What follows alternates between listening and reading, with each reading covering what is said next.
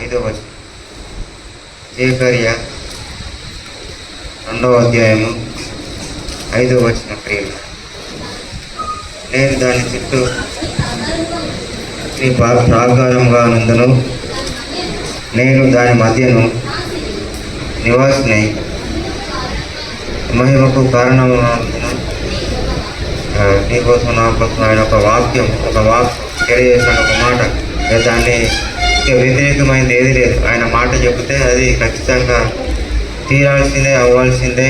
ఆ మాటకు ఇంకా వేరే ఏది లేదు, దానికి జవాబు లేదు. ఆయన అంటే వేరే వాళ్ళు మాట్లాడే ఛాన్సెస్ లేదు. ఆయన ఇచ్చిందంటే ఆ మాట ఖచ్చితంగా కూడా మరి నీ పట్ల, నా పట్ల, మనందరి పట్ల, మన సంఘం పట్ల కూడా నెరవేర్చబడాలి. అందుకోసమే నేను దాని చుట్టూ అగ్ని ప్రాకారంగా ఉందును, నేను దాని మధ్యన నివాసనై మహిమకు కారణంగా ఉందును. ఇదే యెహోవా వాక్కు.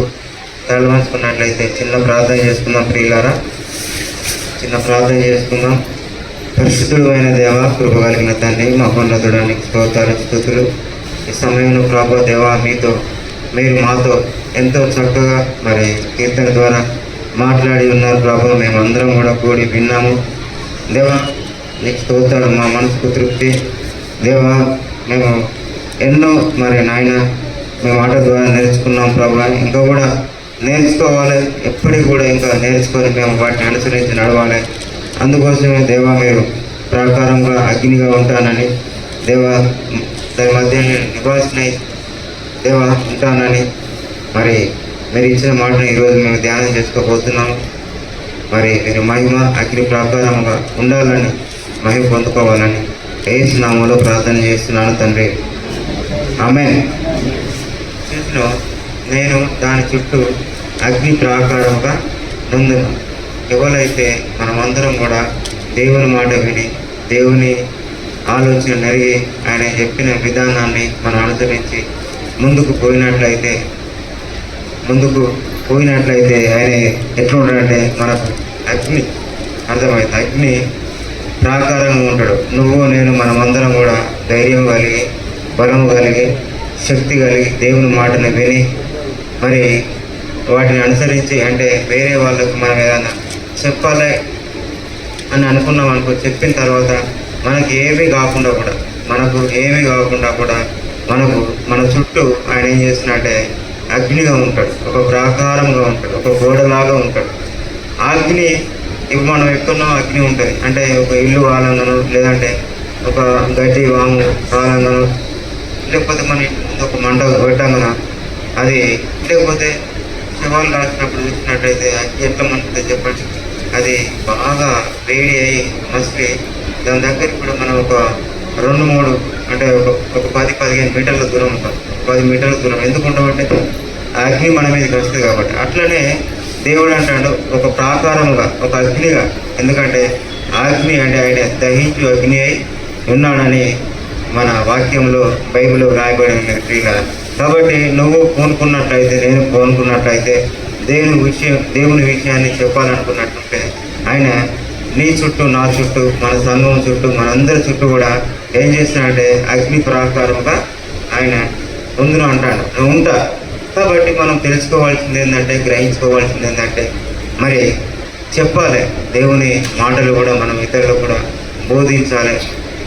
ఆ సమయంలో అనక, ఈ సమయం అనక, రేపు అనక, మాపనక కూడా మనం ఏం చేయాలంటే దేవుని విషయాలు అందరికీ కూడా మనం షేర్ చేసుకొని ప్రతిరోజు కూడా మనం అందరికీ చెప్తా ఉండాలి. అందరికంటే దేవుడు నీకు ఎవరికైతే చెప్తాడు వారికి అందరూ కూడా నువ్వు పోతే ఆయన నీకు చుట్టూ ప్రాకారంగా ఉంటాడు. అంతేకాదు ప్రియులారా, ప్రాకారంగా ఉండడమే కాదట, నేను దాని మధ్య నివాసనే. నీ మధ్యన అర్థమవుతుందా? నీ మధ్యన అంటే వారు అట్టుంటే నువ్వు ఇటుంటావు అనుకో, నీ మధ్యన ఆయన ఏం చేస్తాడు? నివాసం చేస్తాడు. మనం ఒక ఇంట్లో పోయి ఎట్లా నివాసం చేస్తామో అర్థమవుతుందా? నివాసం చేస్తాము. లేదంటే మనం ఇంట్లో కాపురం చేసుకొని మన పిల్లలను శ్రద్ధగా చూసుకుంటూ వారికి కావాల్సినటువంటివి కూడా అన్నీ కూడా మనం ఇచ్చుకుంటూ వారికి మనం ఇల్లును ఎంతో మంచిగా కాపాడుకొని మన చేతులతో ఎంతో శుభ్రంగా, ఎంతో మంచిగా ఇల్లును కూడా ఎట్లా మనం చూసుకుంటామో, మనం దాని మధ్య మన నివాసం ఉంటాం కదా, బ్రతుకుతాం కదా. కాబట్టి ఆ ఇల్లు కూడా అంటే ఇప్పుడు వాన కొడుతుంది, వాన వాన కొట్టినాక బెంగళూరు ఉంది, అది ఏమవుతుంది చెప్పండి, కూతురు మధ్యలో లేదంటే ఏదో ఓల్డ్ రంధ్రాలు పడి ఉంటే కనుకో, దానికి మనం ఏం చేస్తుంటాం, ఇట్లా నాకు అని చెప్పి దాని మీద ఎక్కి మళ్ళీ మన్ను ఇట్లా కలిపి పోయడం, దాన్ని పెట్టి మళ్ళీ వర్షం రాకుండా ఎట్లా ఉంటాడో ఎట్లా మనం పెట్టుకుంటాం అంటే, మనం ఎందుకు పెట్టుకుంటాం అంటే ఆ ఇంట్లో మనం నివాసం ఉంటున్నాం కాబట్టి ఆ ఇల్లును మనం రక్షించుకోవాలి. ఎందుకంటే ఆ ఇంట్లో మనం ఉంటున్నాము, పిల్లలు ఉంటున్నాము కాబట్టి ఆ ఇల్లును రక్షించుకోవాలి. అందుకోసమే ఆయన అంటాడు, నేను నివాసినై మహిమకు కారణంగా ఉంటాడు. మహిమకు కారణంగా ఉంటాడు. మహిమ రావాలి, అర్థమవుతా అంటే నీకు ఇల్లు చూడండి, ఒక నేను జాబ్ చేస్తున్నాను ఎక్కడ, చిగురుమావిడి మండలం ముదిమాడికి నేను జాబ్ చేసినప్పుడు ఒక ఆయన ఇల్లు డీలర్, ఆయన పేరు చందు. ఆయన ఇల్లు ఎంత మంచిగా ఇద్దరు బిడ్డల కొడుకు. ఆ ఇల్లు చూస్తే బెంగళూరులోనే ఇల్లు చూస్తే బెంగళూరులోనే కానీ ఎంతో నీట్గా, దాని డస్ట్ కూడా వాడి, దాని దుమ్ము కూడా ఆ ఇల్లు రోడ్డుకు ఉంటుంది, బస్సులు పోతాయి, లారీలు పోతాయి, వాహనాలన్నీ పోతాయి కదా, దాని డస్ట్ కూడా వాడి రోజు కూడా దాంతో ఏం చేస్తుంటే మన చీపురు పెద్ద తీసుకుంటుంది, దాంతో తుడుచుకుంటూ ఆ గడ్డి పాత్ర పట్టుకోకుండా తర్వాత దానికి డిమ్ము కనబడకుండా ఎప్పుడు కూడా నీట్గా దాన్ని ఎంతో శ్రద్ధగా దాన్ని చూసుకుంటే మంచిగా. ఎందుకంటే ఆయన దాని ఇంట్రెస్ట్, ఎందుకంటే అట్లా ఉంటాడు కాబట్టి నా ఇల్లు కూడా బాగుండాలని. అలాగనే దేవుడు అలాగనే మరి నీ హృదయంలో నా హృదయంలో నివాసం చేసి ఆయన నివాసం ఉంటాడు కాబట్టి, ఎందుకు ఉంటుంటూ అంటే మనం ఇతరులకు చెప్తున్నాం కాబట్టి, ఇతరులకు మనం దేవుని విషయాలను తెలుసుకొని మనం బోధిస్తున్నాం కాబట్టి, మనం దేవుని విషయాలే తప్ప వేరే ఒకటి అంటే చెడిపోవాలను వారు మరి ఏదో ఒకటి కావాలని వారు కానీ ఇట్లా ఉంటే పెట్టాను ఇట్లా బైక్ వచ్చిన. ఎందుకంటే నేను కూడా ఒకప్పుడు చాలా ఇబ్బందిలో ఉన్నాను, చాలా ఘోరమైన పరిస్థితి, బ్రతకలేని పరిస్థితి. మరి నువ్వు దేవుని నమ్ముకుంటే మరి మంచిగుంటుంది అని చెప్పి మనం దేవుని మాటలు కూడా మనం చెప్తూ ఉంటాం కదా, అందరూ మనం చెప్తూ ఉంటాం కదా. అలాగనే చెప్తూ ఉంటాం కాబట్టి దేవునికి ప్రేమ మనం అంటే, దేవునికి మనం అంటే ఇష్టం కాబట్టి ఆయన ఏం చేస్తాడంటే మన మధ్యలో ఏం చేస్తాడంటే నివాసము చేస్తాడు ప్రియులు. ఆయన నివాసం చేసిన అనుకో ఎవ్వరు కూడా, అర్థమవుతుందా, నీకు వ్యతిరేకమైనటువంటి పన్నాగాలు అన్నిటోళ్ళు కూడా, నీకు వ్యతిరేకమైనటువంటి తీర్పు తీర్చేటోళ్ళు కూడా వారు ఎవ్వరు కూడా దగ్గర రారు. ఎందుకంటే ఆయన అగ్ని దేవుడు ఉన్నాడు. ఎందుకంటే ఇప్పుడు చూడండి మన అయ్యగారి కంటే మనం ఎంతో భయపడతాం, ఎంతో అనుకుంటాం కానీ అక్కడ దగ్గర పోవాలంటే ఏదైనా బాధ చేసుకోవాలంటే భయం. అప్పుడు ఎందుకు భయపడతామంటే దేవుడు ఆయన హృదయంలో ఉన్నాడు కాబట్టి నేనేం మాట్లాడుతున్నావు నాకు తెలియదు అని చెప్పి మనం అందరం కూడా, నేను కూడా భయపడతాను. ఎందుకు భయపడతా అంటే ఎందుకంటే దేవుడు తప్ప అయ్యగారికి ఇంకా వేరే ఆలోచన ఉండదు. దేవుడు మాటలు తప్ప వేరే మాటలు ఆయన హృదయం నుంచి రావు కాబట్టి భయపడతాం.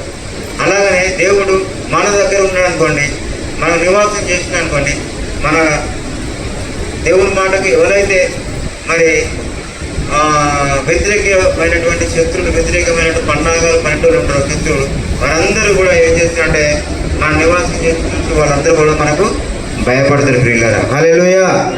వాళ్ళందరూ కూడా మనకు భయపడతారు కాబట్టి మరి ఆయన మనకు నివాసం చేయాలి. మనం నివాసం చేయాలంటే మన దగ్గర కొన్ని చిన్న పొరపాట్లు ఉంటాయి, మన దగ్గర కొన్ని చిన్న పొరపాట్లు ఉంటాయి. ఆ పొరపాట్లు అన్నీ కూడా మనం ఏం చేసుకోవాలంటే సవరణ చేసుకోవాలంటే వాటిని తీసేసుకొని గట్ల కాదు గిట్లా అని చెప్పి మన మనసుకు, మన హృదయానికి, మన ఆలోచనలకు చెప్పుకొని ఎప్పుడు కూడా దేవుని ఆలోచన ప్రకారంగానే మనము నడుచుకోవాలి. అందుకోసమే ప్రియులారా యెషయా గ్రంథంలో మరి 46వ అధ్యాయము 10వ వచనం తీయండి.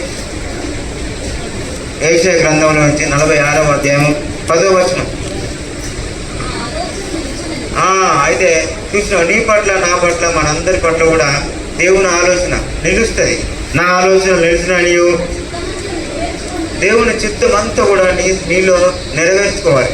దేవుని ఆలోచన విధానం అంతా నాలో నెరవేర్చుకోవాలి, సంఘంలో నెరవేర్చుకోవాలి. ఆయన చిత్తానంతా కూడా నీ ద్వారా నా ద్వారా తెలియజేసుకోవాలి. నా చిత్తం అంతా నెరవేర్చుకుందని నీవు చెప్పుకొనుచు ఆది నుండి నేనే కలగబో వాటిని, ఆయననే ఆదిలో నుండి కలగబోయే వాటిని మన ప్రవక్తల ద్వారా, వాక్యం ద్వారా, మన పితరుల ద్వారా, మన మోస ద్వారా అర్థమవుతుందా ప్రియులారా? యెహోషువ ద్వారా ఏమేమి అద్భుతాలు, ఆశ్చర్య కార్యాలు ఆనాడు ఇశ్రాయేలు ప్రజలు వినలేదు. వినక ఎలా ఖరాబ్ అయిపోయిందో, విన్న వాళ్ళు ఎలా పైకి వచ్చి డెవలప్ అయిందో వాళ్ళంతా కూడా ఆయన చిత్తానంతా కూడా మరి ఆయన అంటాడు ఆది నుండి అంటే మొదటి నుండి కలగబో వాటిని తెలియజేయు.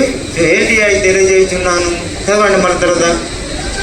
పూర్వకాలం నుండి నేనే ఇంకా జరిగిన వాటి గురించి ఇంకా జరగబోయే వాటి గురించి కూడా నేనే తెలియజేయించున్నాను. చూడండి, చాలామంది దేవుని నమ్ముకున్న తర్వాత ఏం చేస్తున్నట్టే మరి కనగడం మొదలు పెడతారు, కొనగడం మొదలు పెడతారు.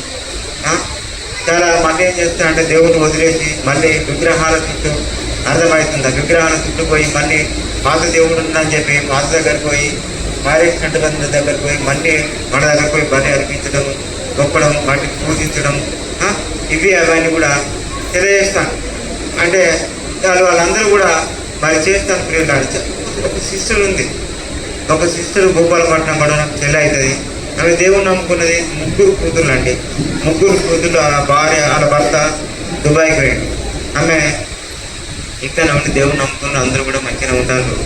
అయితే దేవుని నమ్ముకున్న తర్వాత వాళ్ళకు చిన్న చిన్న కష్టాలు వచ్చినాయి. అంటే లోకంలో పడిపోయింది. చిన్న చిన్న కష్టాలు లాగానే దేవుని వదిలిపెట్టి మళ్ళీ కూడా మట్టిని తీసుకొని ఆరాధించిన చూడండి. మట్టిని తీసుకొని ఇంట పెట్టుకొని ఏమైనా పిచ్చుకత్తులు తెలంగాణ పొందుతాం వాటిని చేయడం, మళ్ళీ ఎక్కడికి పోవడం, అవన్నీ కూడా చేస్తే వారికి ఇప్పుడు అన్నం కూడా దొరకడానికి కష్టం. ఇల్లు అమ్ముకున్నారు, అర్థమవుతుంది. మళ్ళీ దుబాయ్ హోటల్ పోవాలంటే కూడా ₹10 కూడా ఎవరికి ఇస్తలేరు.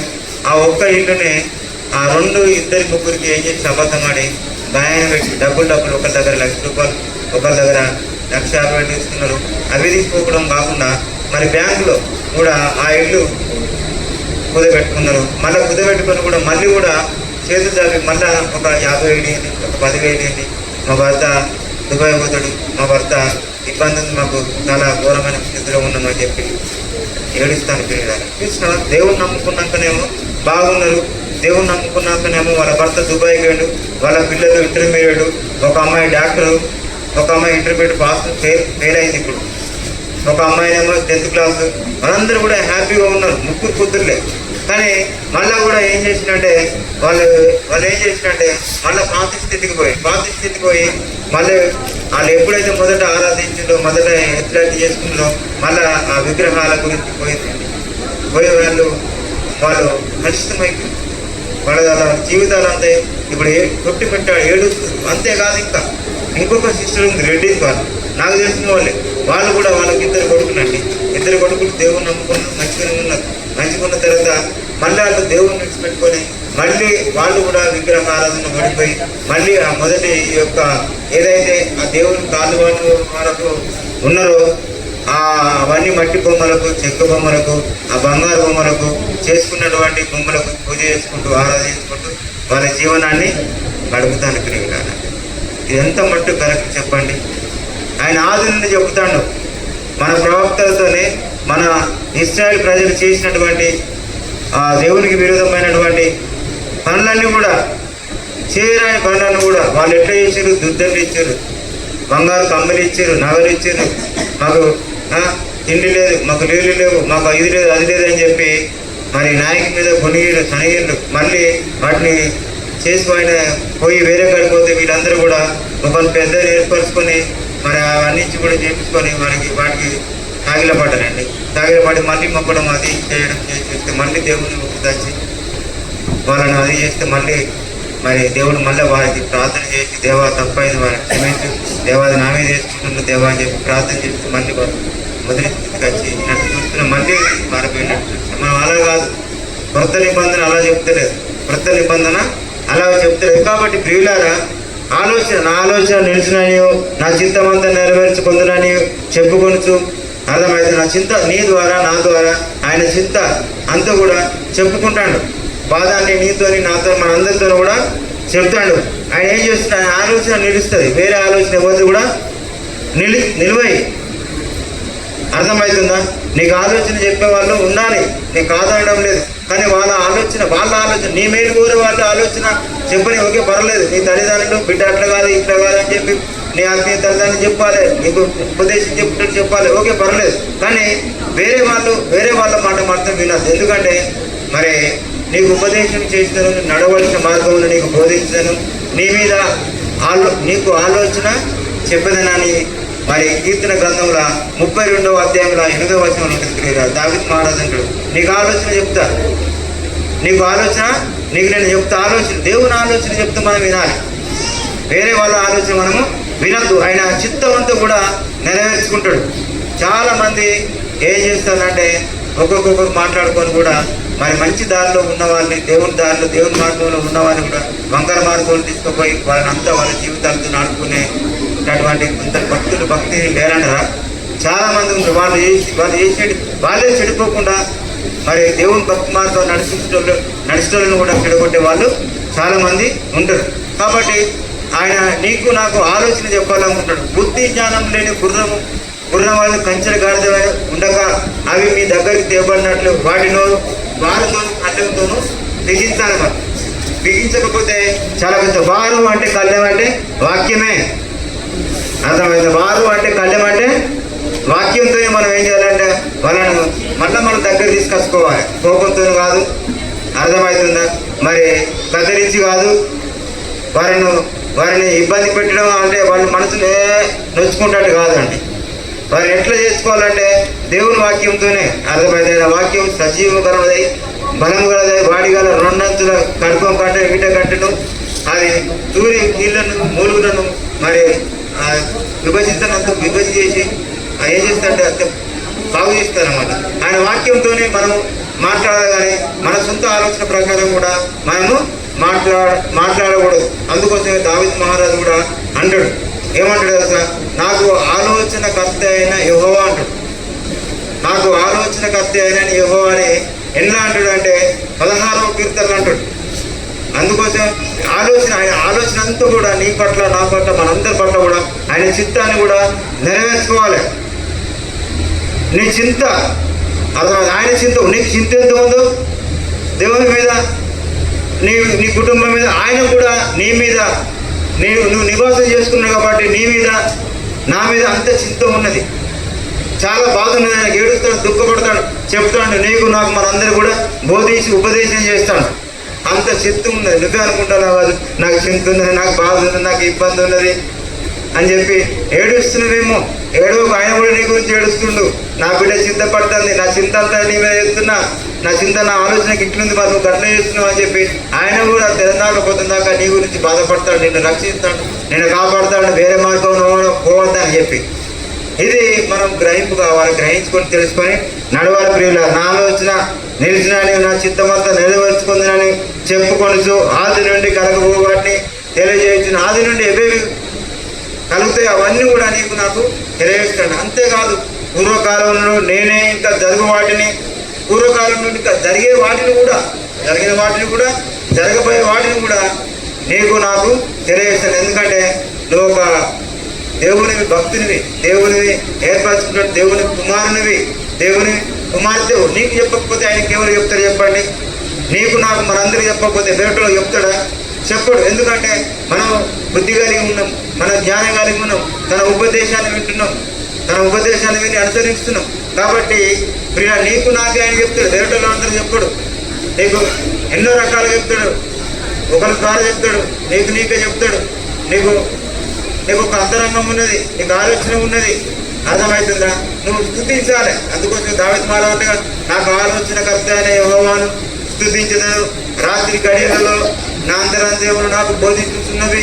అంతరంద్రియాలు అంటే దేవుడు కలిగించినట్టు అంతరంద్రియాలు అవి ఎవరికి? అవి నీకు నాకు మనందరూ కూడా వేరే చెప్తూ కూడా ఇవి ఒక దేవుడు చెప్తూనే వింటాయి. ఒక దేవుడు చెప్తూనే వింటాయి. హల్లెలూయా. ఆ దేవుడు చెప్తూనే వింటాయి. కాబట్టి మనం ఏం చేయాలంటే వాటి మన దేవుడు చూస్తే అవి దేవుడు చెప్తే అవి వింటాయి. కాబట్టి అవి విని మనకు చెప్తాయి అన్నమాట.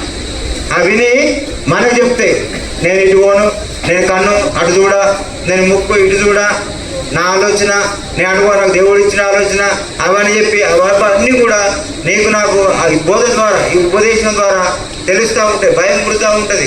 నేను నిజంగానే అడుగుండవచ్చు. ఎందుకంటే ఈరోజు వాక్యం ఇట్లా వచ్చింది, దేవుడు బైబిల్ అంతా నేను చదువుతున్నా, చిన్నగా మంచిగా చదువుతున్నా, నాకు అన్ని తెలుస్తున్నాయి, నేను తప్పియద్దు, ఆ తప్పియద్దు అని చెప్పి ఎప్పుడు కూడా దేవుడు నాకు అది చెప్పి నేను అంటే అడుగుకోవాలి, ఇది చెప్పాలి, ఇది చెప్తే నేను జీవించబడుతున్నాడా, నేను ఆశీర్వదించబడుతున్నాడా, నేను అభివృద్ధి అవుతున్నాడా, దేవుడు నాకు నివాసం అయి ఉంటున్నాడా, నన్ను కోరుకున్నాడా, నేనైనా ఇటున్నాడా, నేను నమ్మకం ఉండాలట అని చెప్పి నీకు ప్రతిరోజు కూడా నీ మనసులోని అంతరంగంలోని హృదయంలో నీకు అటువంటి ఆలోచన దేవుడు కల్పించి నడిపిస్తూ ఉంటాడు ప్రియులారా. హల్లెలూయా. కాబట్టి మనం అందరం కూడా మనం దేవుడు చెప్పినట్లు వినాలి. విని అనుసరించినట్లు అనుకున్నాం మన దేవుడు కూడా ఎంతో మంచివాడు, మనకు అన్ని కూడా నెరవేరుస్తాడు. తన చింతమంతా కూడా నీ ద్వారా నా ద్వారా నెరవేర్చడం ఎంతో సంతోషం ఉంటుంది, ఎంతో ఆనందం ఉంటుంది నీ ద్వారా నా ద్వారా దేవునికి. అందుకోసమే మరి దేవుడు ఏం చేస్తాడంటే మరి ఆశీర్వదిస్తాడు. దేవుడు ఆశీర్వదిస్తాడు. ఎప్పుడు ఆశీర్వదిస్తాడు? భయభక్తులు కలిగి ఉండాలి. దేవుడు అంటే గడగడ వనకాలే, గదగద వనకాలే. ఆయన వాక్యానికి విధేయత చూపించాలి. మన మాటకు కూడా విధేయత కలిగి భయపడాలి. భయపడ్డామనుకో ఇక్కడున్న అందరూ మన సంఘాన్ని అర్థమైన ప్రపంచంలో ఉన్న అందరినీ కూడా దీవిస్తాడు. అందరిని కూడా దీవిస్తాడు ప్రియులారా. హల్లెలూయా. అందుకోసమే